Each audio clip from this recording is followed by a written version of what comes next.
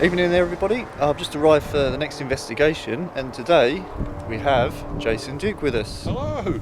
Who is going to be, well hopefully, that noise there will explain in a moment, who's hopefully going to be filming an episode for your...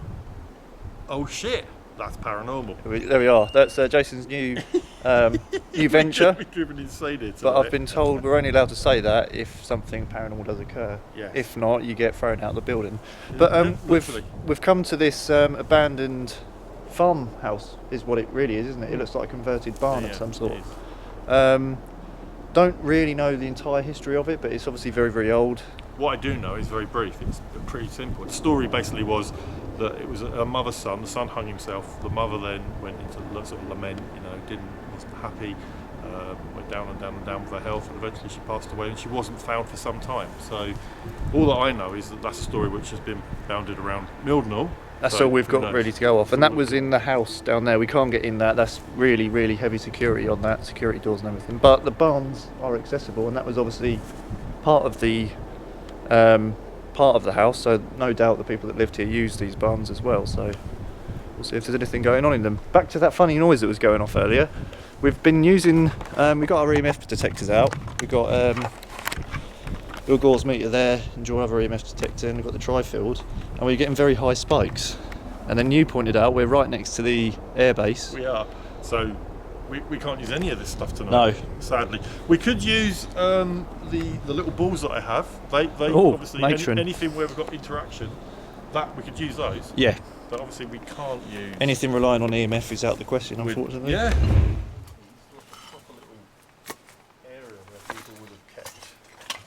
Animals of some sort. You know what? I'm going to show the other camera on.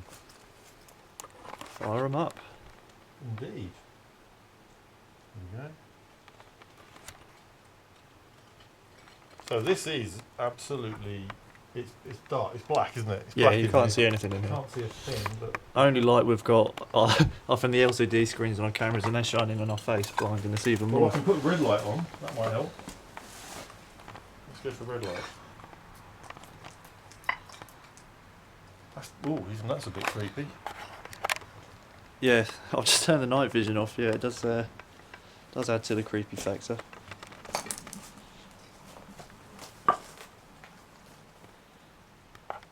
Is there somebody in here? Could you come and say hello? That was my torch though.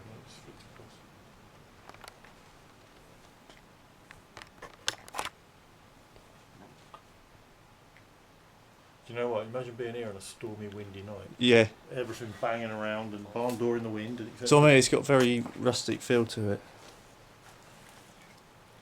This is also particularly creepy that you can see up there. It appears, I would say people have definitely been sleeping rough here. Well, we found a fairly newish coat and pair of flip-flops in the next building. Flip-flops? It's like a spa. Just need the white dressing gown. I might have a look up actually, just to see. Yeah, go for it. I'll add some red light to it for you. What, to highlight the blood when I fall? Yeah. That's the one. Whee.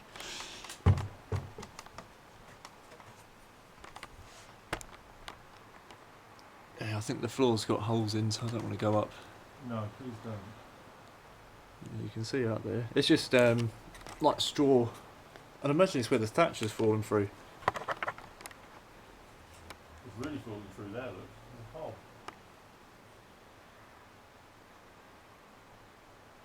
Yeah, there's not a lot up there. You've got the wind. Occasionally the wind just catches the rafters and it sounds like a voice. Yeah, something to bear in mind. You're down safe. Good boy.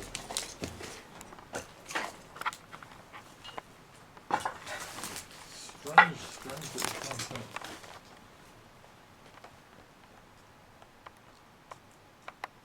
But there's somebody through on the other side there. Could you just stick your hand through for me?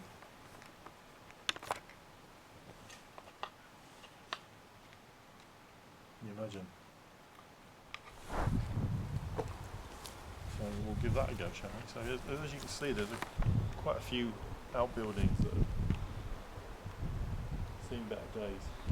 There's a lot of stuff here, really. There's a lot of There is. buildings dotted about. Lawnmower there.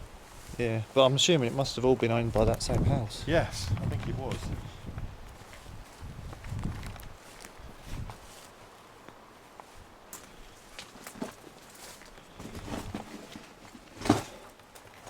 It's a bricked up window there. See the outline of it. Interesting. Little What's that? dispersal bit, I assume that would be. Did you hear that? What was that? Off a breath. No, it was something moving. Is that dull or anything?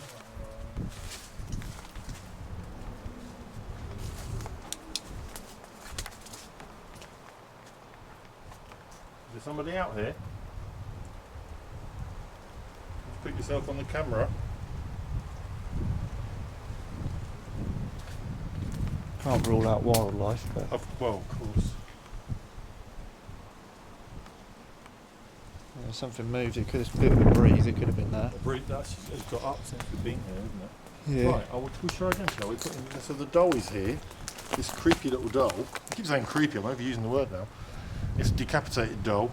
You can see it was hanging up there on a nail, so obviously someone come along and removed it. Or perhaps it removed itself, who knows. So let's just give it a ball. Make sure it's not moving. Okay.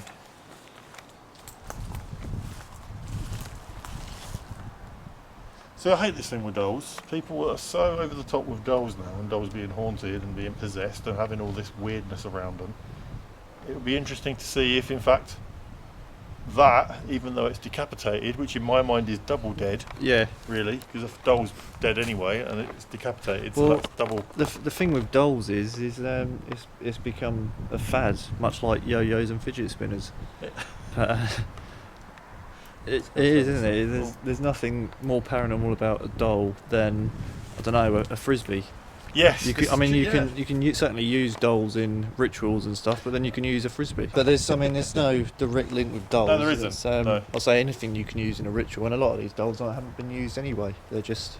And my favourite, the Annabelle doll, which people love that stuff, but it looks nothing like how it's portrayed in films. No, and even if you look into the case of the original Warren case on the Annabelle doll, Yeah. like there's so much that doesn't add up, and there's so many missing pieces to the puzzle, like the bits of the story that could have literally been made up, no documentation of it. Is that now owned by Zach?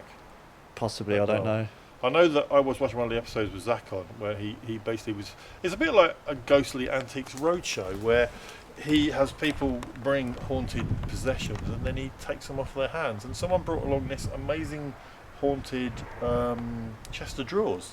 Yeah. Which I thought was awesome, and it was haunted because apparently someone that had taken their own life had written a letter and left it in there, and that was obviously why it was now haunted. Of course, why not? Yeah. Okay, so doll. Hello. What was that? I assume a moth or something just flew into this. It was like a heavy moth. Oh, that doll's blocking. There's another room there. Oh, where's it blocking it? Might not. Why not? Why don't you have a look? It's that door, isn't it? Maybe that'll come out now. Oh, there's a bat. Oh, a few bats. Where? Oh yeah.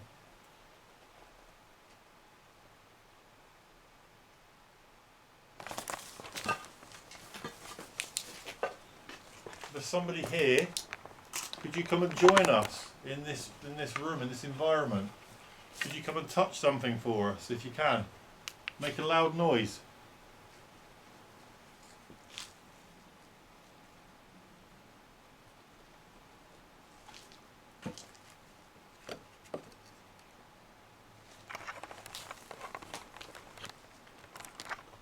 Did you used to live here?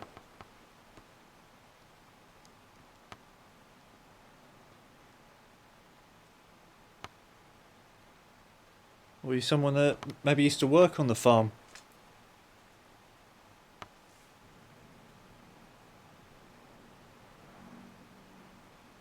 I'm just going to place something for you. If you can interact with it, where did I put it? What are you after? Which pocket? There we go.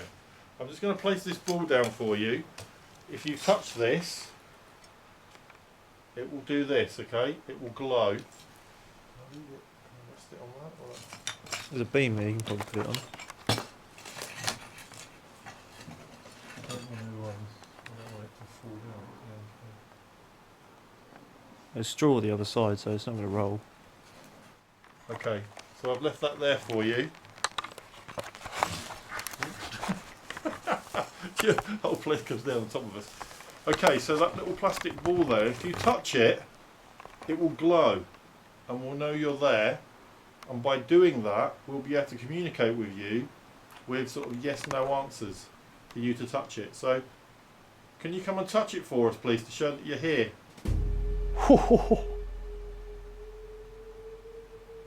Thank you very much. Thank you.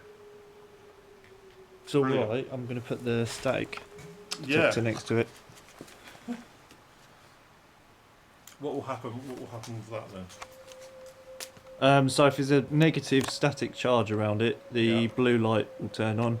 If there's a positive charge, the red light will turn on. Brilliant. Okay. So It's got to be quite close proximity to it. We don't want this to be a one-off, please. If you're here, can you do that again for me? Can you set the light off for me?